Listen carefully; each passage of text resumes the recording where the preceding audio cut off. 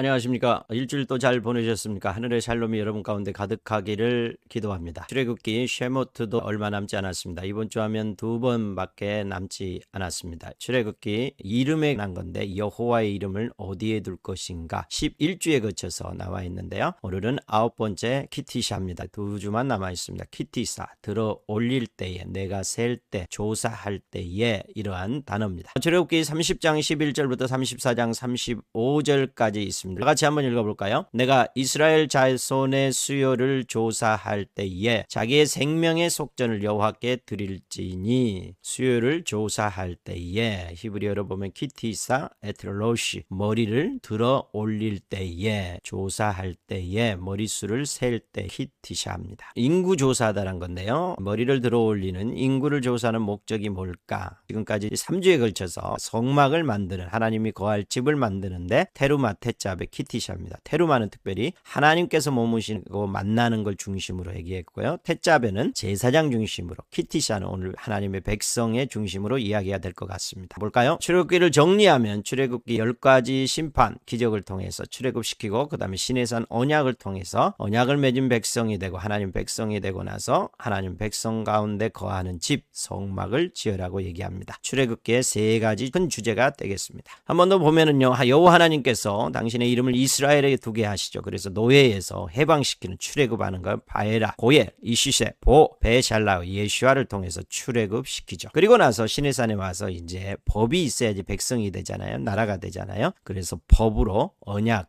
결혼을 하게 됩니다. 그래서 시내산 언약이 나오는데요. 여기서는 이트로 십계명과 미시파팀 판결규례, 십계명을 통해서 어떤 사건들을 판결하는 법이죠. 판결된 법을, 미시파팀을 다뤘습니다. 이 법을 가지고 이스라엘 백성들이 이제 하나님의 백성이 됐잖아요. 그러면 하나님께서 거하셔야 되겠죠. 거하시는 집을 성막이라고 합니다. 테루마 예물을 통해서 성소를 짓기 시작했고요. 테짜베, 지난주 명령을 통해서 성소를 섬기는 제사장에 관해서 이야기했습니다. 이번 주는 키티샤입니다. 사단의 나라로 대표된 애굽에서 이스라엘을 구출을 하죠. 출애굽시키죠. 그래서 이스라엘을 하나님 나라로 이동시켜서 시내산에서 언약하고 결혼하고 나서, 결혼했으면 살아야 되잖아요. 이스라엘 가운데 하나님이 거할 성소, 성막을 두게 됩니다. 그래서 성막이 지난주까지 거의 완성되고 오늘은 3가지만 완성되면 마무리가 되겠습니다. 테루마 예물을 통해서 하나님께서 거하실 성소, 그렇죠? 법궤, 말씀, 메노라, 번제단, 쉐마포, 휘장, 하나님의 성소, 지성소의 휘장을 만들었다면, 지난주는 테짜베를 통해서 성소에서 섬길 제사장, 불, 번제단의 불, 메노라의 불과 분향당의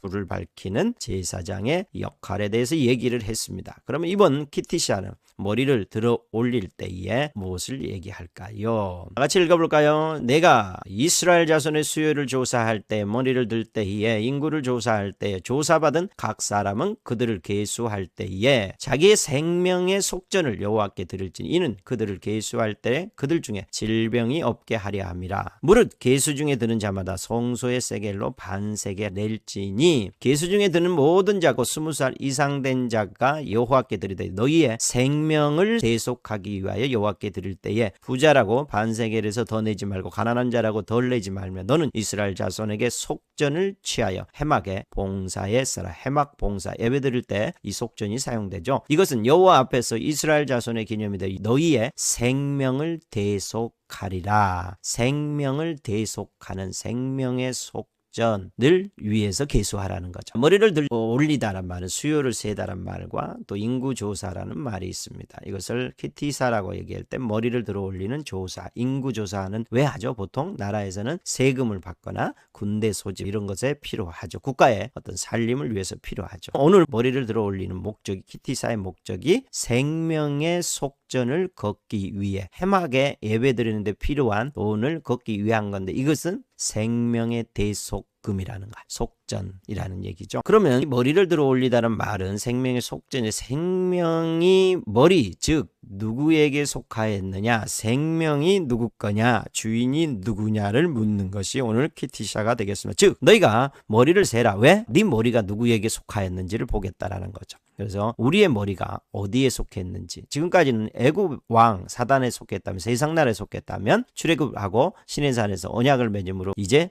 누구의 것이 된 거? 하나님의 것, 하나님께 속한 거룩한 백성들이라는 거죠. 그렇다면 그것에 대해서 뭘 내라는 거죠? 속전을 내라는 거죠. 이해되시겠습니까? 너가 사단에 속해 있었고 애굽 왕의 포로로 있었는데 내가 너희를 구원했다. 그러므로 그것에 대한 구속, 구원에 대한 대가로 속전, 네가 구속받았다면 네 머리가 내게 여호와께 속했다라고 믿는다라면 너는 속전, 대속금을 내라라고 얘기하는 거죠. 그러기 위해서 모이를 세고 있습니다. 거룩한 백성이 백성됨을 증표가 속전을 내는 거게 되겠습니다. 하나님이 거하시는 성소에 필요한 마지막 세 가지를 더 만들려고 하는데 그것이 무엇인지 한번 볼까요? 그리고 그 의미를 보도록 하겠습니다. 테루마, 테짭의 키티샤인데요. 테루마에서는 여호와 하나님의 거할 전이었죠. 성소를 만들고 법궤, 떡상, 등잔대, 휘장, 번제단을 통해서 성소를 만들죠. 테짭에서는요. 그 성전을 섬기는 거룩한 제사장을 세우는데 제사장으로 구별하는 옷이 필요하죠. 에봇, 겉옷, 반개, 롱벽, 속옷, 간띠 이를 다 만들어서 제사장 옷을 만들고 그 다음에 이 제사장들이 분향할 분향단을 만들죠. 이게 성소이고 오늘은요. 키티사 백성들, 거룩한 백성들에게 필요한 것들인데요. 30장 17절부터 38절에 나와 있습니다. 한번 볼까요? 여호와께서 모세에게 말씀하여 너는 물두멍을 너트로 만들고 물두멍을 만들고 거기서 수족을 씻고 손과 발을 씻고 또 너는 상등의 향품을 가지고 액체 몰약 500세겔과 그 반수의 향기로운 육개 250세겔, 향기로운 창포 250세겔, 계피 500세겔을 감람 기름 한 흰을 가지고 그것으로 거룩한 관유를 만들어 너는 그것을 회막과 증거계에 바르고 상과 그 모든 기구이며 등잔대와 그 기구이며 분향당 및 변제당과 그 모든 기구와 물두멍과 그 받침에 발라 그것들을 지극히 거룩한 것으로 구별하라. 너는 또 아론과 그 아들들에게도 기름을 발라라. 그리고 제사장 직분을 감당하게 하라. 놀랍습니다. 물두멍 만들 거예요. 거룩한 관유 만들고 세 번째는 뭘 만들죠? 여호와께서 모세에게 이르시되 너는 소합향과 나감향과 풍자향의 향품을 가져다가 그 향품을 유향에 섞되 각기 같은 분량으로 하고 그것으로 향을 만들되 이걸 어디다 둬요? 내가 너와 만날 해막 안 증거계 앞 분향에 두어라. 이는 지극히 거룩한 것이다 라고 얘기합니다. 그러면 이 키티사에서는 뭘 만들어요? 세 가지 물두멍, 관유, 향. 관유라는 단어가 어렵죠. 간자가 따를 간자, 기름유자입니다. 기름을 따르는 관유, 흐르는 기름을 말하겠습니다. 속전, 구속받은, 대속받은 하나님의 백성들이 물두멍, 관유, 향을 만들어서 그 거룩함을 유지하라는 거죠. 물두멍, 번제단과 성수, 지성소 사이에 물두멍이 있고요. 이 물두멍에 관해서 좀 의미를 볼까요? 너는 물두멍 수족을 씻죠. 수족. 시몬 베드로가 이르되 주여 내 손과 머리도 씻어주십시오. 발뿐만 아니라 이럴 때 이미 목욕한 자는 발밖에 쓰실 필요가 없다. 지금 누구와 물두멍의 상을 제사장이 쓰잖아요. 그러면 예수 그리스도를 통해서 거듭난 자, 구원받은 자들은 이 구원에 대한 것이 아니고 물두멍에서 수족을 씻어서 우리가 부정, 하나님 앞에 예배하러 가는데 부정한 것이 있을 때 그것을 씻어서 깨끗하게 하는 거죠. 온몸이 깨끗하기 때문에 목욕한 자는 발밖에 씻을 필요가 없다. 물두멍 수족을 씻는 것을 또 보면은요. 베드로전서 1장 23절 너희가 거듭난 것은 살아있고 항상 있는 말씀으로 되었잖아요. 그렇잖아요. 예수 그리스도의 피로 됐습니다. 그러므로 우리에게 부정이 일어날 때마다 물로 씻어 말씀으로 깨끗하게 하사 거룩하게 하시고 자기 앞에 영광스러운 교회를 세우사 티나 주름 잡힌 것이나 이런 것이 없이 거룩하고 흠이 없게 하는데 언제? 시시때때로 물로 씻어라. 즉 말씀으로 씻는다라는 표현이 되겠습니다. 그럼 물두멍은 구속받은 백성들이 하나님의 예배하러 나가기 어려운 부정이 있을 때 우리를 정결케 물로 씻음을 회개하고 말씀으로 씻음으로 거룩하신 하나님 앞에 나가 예배할 수 있다. 물두멍이죠. 그 다음에 거룩한 관유를 마는데 보십시오. 해막각 증거에 바르고 상과 그 모든 기구, 등잔대 기구, 번제단 모든 기구에 바르는 순간 뭐가 될까요? 또 아론과 그의 아들들에게 바르죠. 이 사람들은 어떤 사람이었어요? 거룩한 관유라는 건요. 거룩한 기름을 바르는 순간 평범한 존재였잖아요. 아론과 그의 아들들. 그리고 벗게 만들어 놓고 상 만들어 놓고 이렇게 해도 그냥 평범한 것에 속할 수 있는 거죠. 근데 거룩한 기름을 바르는 순간 평범한 것이 거룩한 것이 되고 거룩한 존재가 된다는 거죠. 그러므로 거룩하신 하나님 앞에 나아갈 수 있게 되죠. 이 거룩한 관유는요. 평범한 것을 거룩하게 만드는 기름 부음입니다. 에베소서 1장 13절 그 안에서 너희가 진리의 말씀 곧 너희의 구원의 복음을 듣고 그 안에서 또한 믿어서 약속의 성령으로 인치심을 받았으니 만일 너희 속에 하나님의 영이 거하시면 너희가 육신에 있지 아니하고 육신을 따른 자는 육신의 일을 영을 따른 자는 영의 일을 생각하나니 무릇 하나님의 영으로 인도함을 받은 사람은 곧 하나님의 아들 신이잖아요. 그렇죠? 하나님 우리의 영원하신 거룩하신 신이시잖아요. 하나님이시죠. 그분의 아들이 되는 거예요. 얼마나 거룩한 존재가 되는지 알겠죠. 우리가 육신에 속한 자고 그렇지만 우리 안에 누가 거룩한 영 성령께서 들어오시면 우리 존재가 거룩해진다라는 거죠. 이게 간유의 역할이 되겠습니다. 평범, 죄인, 육신에 속한 자가 거룩한 영 성령님을 통해서 거룩한 존재, 가장 거룩한 존재는 신의 아들, 하나님의 아들이 된다라는, 하나님의 자녀가 된다라는 것입니다. 또 세 번째는 여호와께서 모세에게 이르시되 너희는 소합향과 나감향과 풍자향의 향품을 가져다 향을 만들잖아요. 이것을 분향단에 두는데요. 이 향은 계시록 5장 8절을 보면 향은 성도들의 기도라. 기도와 또 8장에 가면 향이 기도와 분리돼서 하늘 보좌 경배가 되죠. 그러므로 향은 기도와 보좌 경배를 하나님 앞에 드리는 거죠. 그러면 거룩한 백성들이 지금 세 가지를 오늘은 만드는데, 물두멍, 거룩한 간유,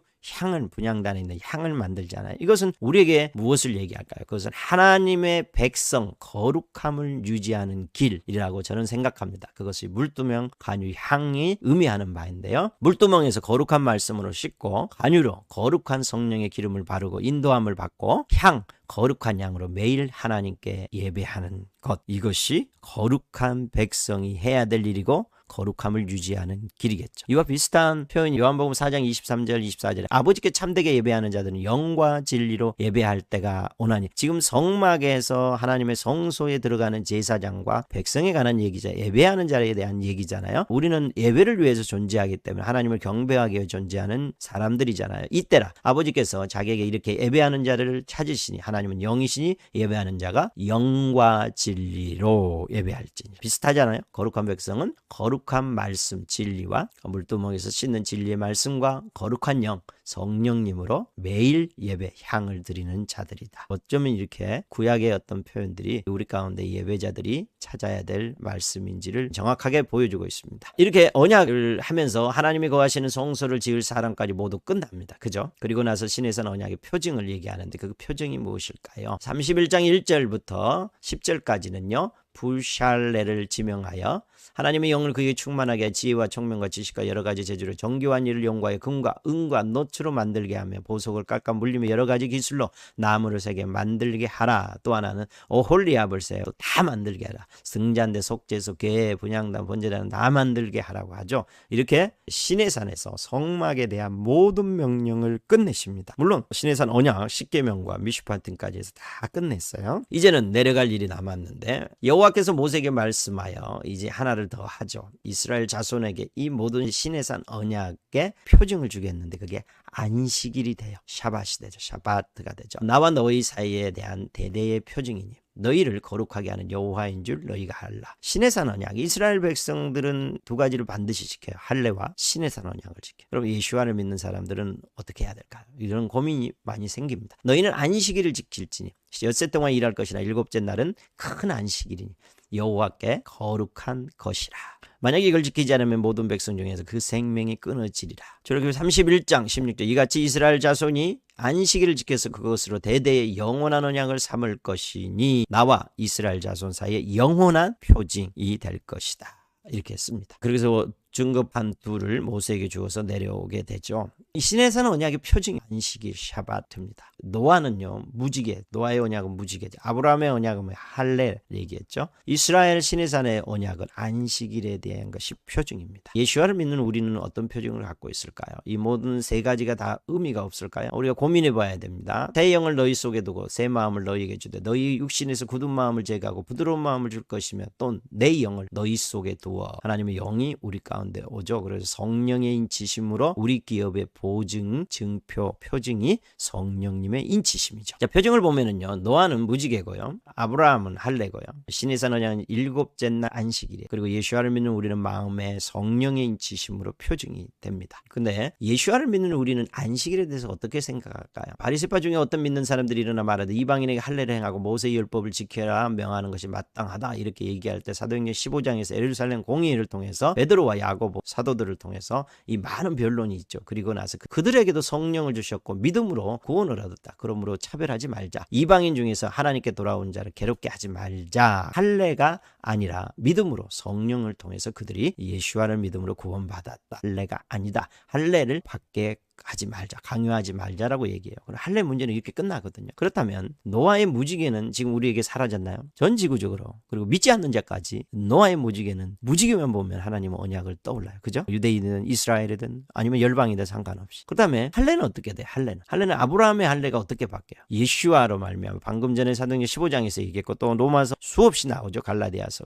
아브라함의 할례는 뭘로 바뀌어요? 예슈아, 마음의 할례, 성령님의 인치심으로 바뀌어요. 이건 명확하게 성경에 나와 있어요. 그죠? 그럼 신의 산 언약은 어떨까요? 신의 산 언약은 일곱째 날 안식일인데 첫째 날 주일, 예수와께서 안식 후 첫날에 부활하셨기 때문에 첫째 날이 주일이, 우리로 말하는 일요일, 주일이 안식일로 변경됐다라고 사람들은 해석해내요. 진짜 그럴까? 명확한 성경의 근거가 할례처럼 있는지, 아니면 안식일 일곱째 날이 첫째 날로 변경될 수 있는 어떤 증거가 있는, 이건 굉장히 우리가 고민해 봐야 될 시간대가 왔다라는 마음이 있습니다. 그렇다고 해서 열방에 주일을 지킨다고 해서 또 안식일을 지킨다고 해서 구원의 문제까지 가야 되는지, 이것도 굉장히 고민되는 부분입니다. 함께 고민하면서 풀어가고 또 주님께서 어떤 은혜를 베푸신지 보아야 될 것 같습니다. 여호와께서 친히 써주신 돌판을 들고 내려오는 모세의 발걸음이 무겁습니다. 이제 상황이 돌판을 들고 내려와야 되는데 무슨 일이 벌어지죠? 백성이 모세가 산에서 내려옴이 40일 더딤을 보고 모여 백성이 아론에게 이르려 말하되, 일어나라, 우리를 위하여 우리를 인도할 신을 만들라. 이 모세 곧 우리를 애굽 땅에서 인도하여 낸 사람은 어찌 되었는지 알지 못한다. 아론이 그들에게 이르되, 너희 아내와 자녀의 귀에서 금고리를 빼어 내게로 가져오라. 모든 백성이 그 귀에서 금고리를 빼어 아론에게 가져가며 아론이 그들의 손에서 금고리를 받아 부어서 조각칼로 새겨 송아지 형상을 만드니 그들이 말하되, 이스라엘아, 이는, 송아지를 보면서, 이는 너희를 애굽 땅에서 인도하여 낸 너희의 신이다. 와, 너희의 하나님이다. 어마어마한 말도 안 되는 얘기를 선포합니다. 그것만 하나요? 아론이 보고 그 앞에 제단을 세웁니다. 이에 아론이 공포하여 이르되, 내일은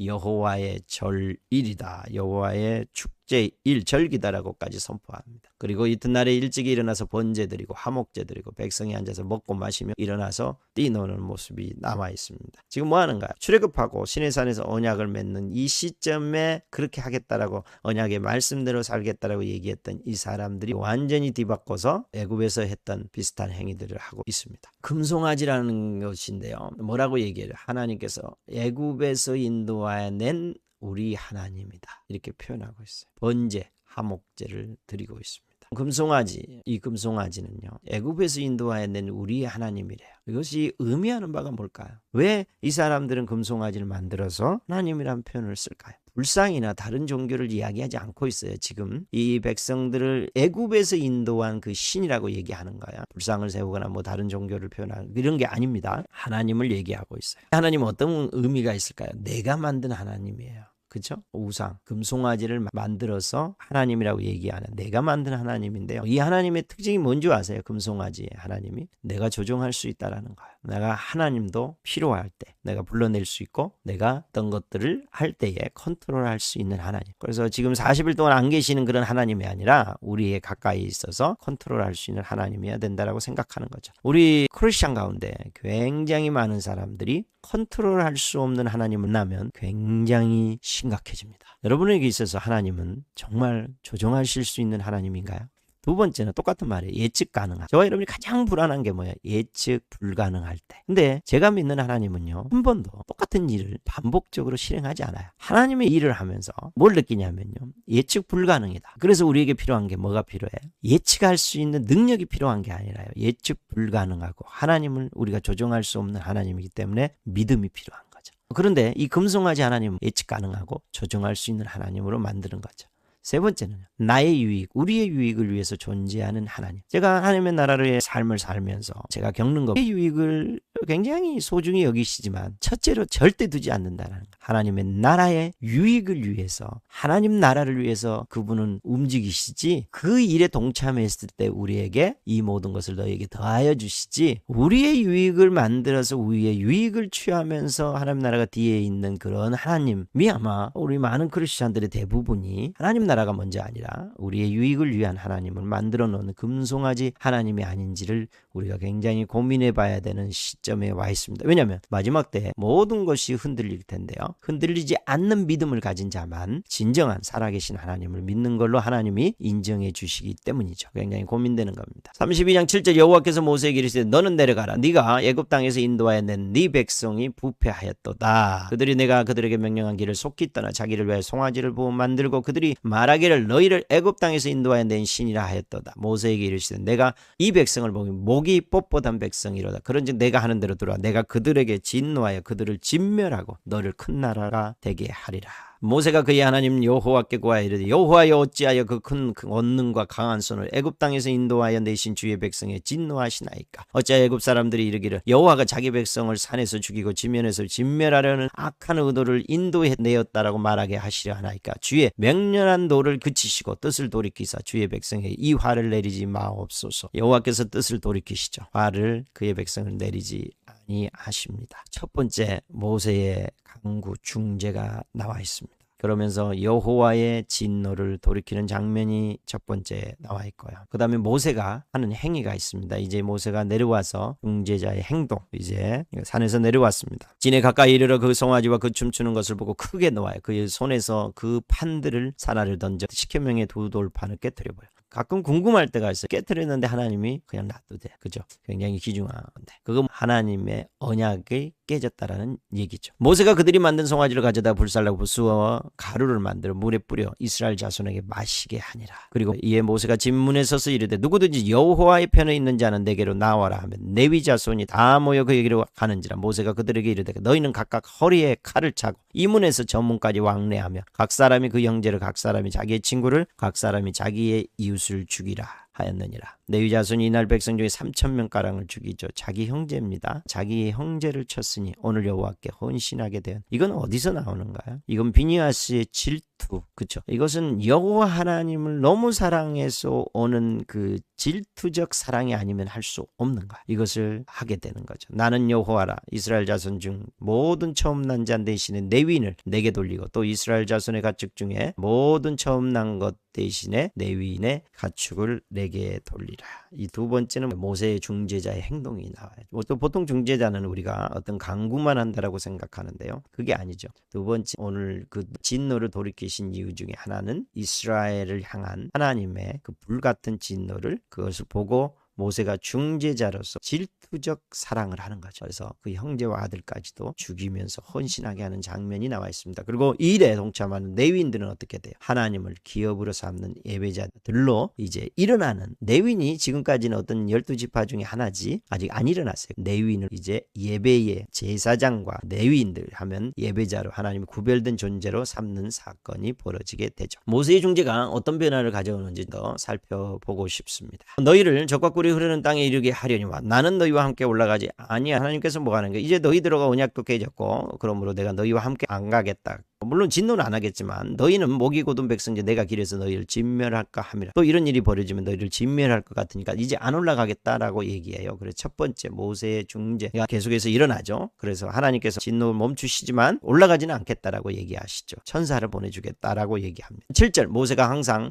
장막을 취하여 진 밖에 쳐서 진과 멀리 떠나게 하고 해막이라 이름하니 아직 성막이 만들어지기 전이죠. 여호와를 앙모하는 자는 다 진 바깥 해막으로 나아가며 그 다음에 사람이 자기 친구와 이야기한 같이 여호와께서는 모세와 대면하여 말씀하시는 해막에서 만나는 장면이 나와 있습니다. 올라가지 않겠다라니까 모세도 안 가고 해막을 치고 주님과 해막을 세워서 만나는 장면, 중보하는 장면이 나와 있습니다. 세 번째는 뭘까요? 여호와께서 이르시되 내가 친히 가리라. 내가 너를 쉬게 하리라. 이제 중보를 통해서 대면하여 만나면서 이제 친히 가겠다고 마음을 바꾸십니다. 그 다음에요 모세가 이르되 오나건대 그렇다면 가실 거라면 주의 영광을 보여주십시오 하라고 얘기하죠. 그때 34장 1절 여호와께서 모세에게 이르되 너는 돌판 둘을 처음 것과 같이 다듬어 만들라. 그 두 돌판을 손에 들고 시내산에 올라가죠. 여호와께서 구름 가운데 강림하십니다. 그와 함께서 거기 서서 여호와의 이름을 선포하실 때 여호와께서 그의 앞으로 지나가시며 선포하실 때 여호와라 여호와라 자비롭고 은혜롭고 노하기를 더디하고 인애와 진실이 많은 하나님이라 인자를 천대까지 베풀며 악과 가실과 죄를 용서하리라. 그러나 벌을 면제하지는 아니하고 아버지의 악행을 자손 3, 4대까지 보응한가. 이제 드디어 같이 가시겠다고 하시고 하나님의 영광까지도 보여주는 놀라운 장면이 모세의 중보로 인한 변화되는 과정을 보여주고 있습니다. 여호와께서 모세에게 이르시되 너는 돌판 둘을 처음 것과 같이 다듬어 만들어서 올라오라고 얘기하고요. 여호와와 함께 40일 40야를 거기 있게 되죠. 그리고 여호와께서 언약의 말씀 그 십계명을 그 판들에 기록하셔서 주죠. 그래서 모세가 그 증거의 두 판을 모세의 손에 들고 시내 산에서 내려와죠. 내려올 때 얼굴 피부에 광채가 일어나는 장면으로 해서 시내산 언약을 어떻게 하는가 계속해서 유지시키는 그러한 중보를 통해서 시내산 언약이 계속 유지돼서 하나님과 거룩한 백성과 거룩한 하나님과 거룩한 백성으로서 이 언약이 유효하게 만드는 사건이었습니다. 모세의 중재로 무슨 일이 벌어져요? 이스라엘의 관계가 회복되죠. 그리고 돌에 서서 얼굴에 광채가 났다겠는데 이걸 고린도후서 3장 7절에 이렇게 말씀하고 돌에 서서 새긴 죽게 하는 율법 조문의 직분도 영광 광채가 있어 이스라엘 자손들은 모세의 얼굴에 없어질 영광 때문에도 그 얼굴을 주목하지 못하였거든 하물며 영의 직분은 더욱 영광이 있지 아니하겠느냐. 정죄의 직분도 영광이 있은즉 의의 직분은 영광이 넘치리라. 없어질 것도 영광으로 말미암아 없은즉 길이 있을 것은 더욱 영광 가운데 있느니라. 모세의 광채가 굉장히 놀라운 하나님의 영광을 지닌 존재로 그것이 광채가 보여졌다면 그죠? 영광이죠. 길이 있을 것에 대한 영광의 예표라. 저와 여러분은 영의 직분을 맡은 자로서 하나님의 영원히 길이 있을 영광의 광채를 잊게 될 것입니다. 우리는 거룩한 백성입니다. 하나님과 대면하여 만나는 존재입니다. 이걸 놓치지 않았으면 좋겠습니다. 그리고 금송아지 하나님을 만들어서 조정 가능한 하나님으로 만들지 맙시다. 저와 여러분이 하나님 앞에서 모험하고 예측 불가능하고 믿음만이 필요할 때만 하나님을 살아계신 하나님을 모실 수 있거든요. 근데 금송아지 하나님 아주 예측 가능하고 그리고 믿음은 없어도 그냥 잘 먹고 잘 살 수 있는 하나님이 아니었으면 좋겠습니다. 하나님은 살아계십니다. 정리해볼까요? 셰모트 하나님께서 이스라엘 가운데 이름을 두시고요. 출애굽했습니다. 그리고 시내산에 언약을 맺으시고 성막으로 해서 오늘 테루마, 테짜베, 키티샤를 통해서 성막을 완성했어요. 그래서 오늘은 이 세 가지 큰 의미가 마무리되는 것 같습니다. 거룩한 백성은요. 거룩한 말씀과 거룩한 영, 성령으로 향을 올려드리는 자입니다. 사라질 영광이 아닌 영원히 있을 영광으로 덧입혀질 때까지 예배하는 것을 멈추지 않아야 될 것입니다. 거룩한 백성, 제사장들이 지속적으로 일어나는 한 주간이 될 것을 선포합니다. 기도하고 마치겠습니다. 아버지 하나님 감사합니다. 키티샤 거룩한 백성들은 거룩한 말씀을 통해서 거룩한 영을 통해서 예배하는 이것을 멈추어질 때에 우리 하나님을 바꿔버리고 금송아지를 바꿀 때 모든 예배가 멈추고 거룩한 존재가 타락해서 평범한 존재 하나님 만날 수 없는 존재가 되어버릴 것입니다. 그렇지 아니하도록 거룩한 말씀을 가지고 거룩한 영을 통해서 거룩하신 하나님을 만나 향을 드리는 자로 영원히 살게 하옵소서. 지금은 우리 주 예수 그리스도의 은혜와 하나님의 사랑과 성령의 교통하심 함께 예수와 오시는 길을 예배하는 모든 분들을 위해 지금부터 영원토록 함께 계실지어다. 아멘.